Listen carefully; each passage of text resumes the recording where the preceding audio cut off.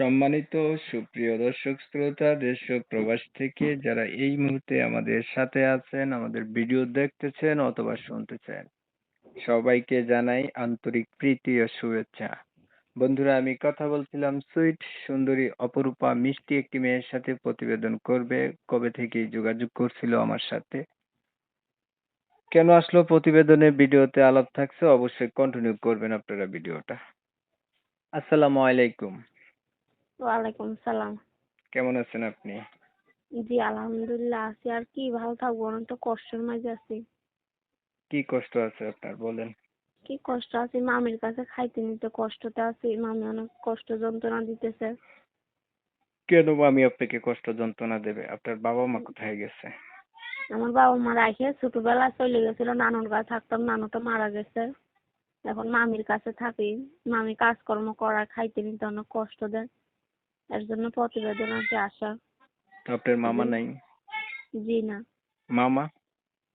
আমার মামাও কাজের জন্য বাহিরে থাকে। তো আপনার মামার কাছে এগুলা বলেন না যে মামা মামি আমাকে অনেক কষ্ট দেয়, দুঃখ দেয়?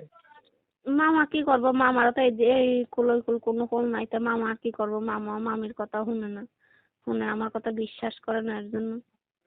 মানে আপনার মামা মামি একই, আপনাদের বিশ্বাস করে না, জি। হ্যাঁ? জি। আচ্ছা, এখন প্রতিবেদনে এসে চাইতেছেন কি? চাইতেছে একজন মনের মতন জীবন সঙ্গী পাইলে তার চিরজীবনের সঙ্গী করে নেবো। আর মামির একটা মিশিং আছিল, মিশিংটা নষ্ট হয়ে যাওয়ার কারণে আমি দোকানে দিছি, ওইটা আনতে পারি না, এর জন্য মামি আরো বেশি মারধর করে। এখন কি মেশিনের টাকার জন্য প্রতিবেদনে আসছেন? একজন মনের মানুষের জন্য আইছি, যে চিরজীবন আমার পাশে থাকবে, উনি তো আমার সব খেয়াল করবে, ওটাকে আর আমার নিজে বলে দেওয়া লাগবে। পড়াশোনা করছেন? জি না। মোটেও পড়েন নাই? জি না, নিজের নামটুকু ছাড়া আর কিছু লিখতে পারি না, এই আর কি। আচ্ছা, কোরআন শরীফ পড়ছিলেন? জি না। কোরআন শরীফও পড়েন নাই? নামাজ পড়তে পারেন? জি পারি। হুম। প্রতিবেদন আগে আর করছেন? জি না, আর করছি না, এই প্রথম আসছি। বয়স কত আপনার? আমার বয়সটা 18 বছর। আচ্ছা, যে কোনো বয়সের মানুষ হলে হবে আপনার? সেটা কথা বলবো ওনার সাথে, ওনারা যদি বুনে তো তো হবে ইনশাল্লাহ দোয়া। যদি বয়স্কও হয় তাও আলহামদুলিল্লাহ। আর যদি ওনারা যদি ভালোবাসে, যদি পাশে থাকে, বয়স্ক হইলে আমার কোনো সমস্যা নাই।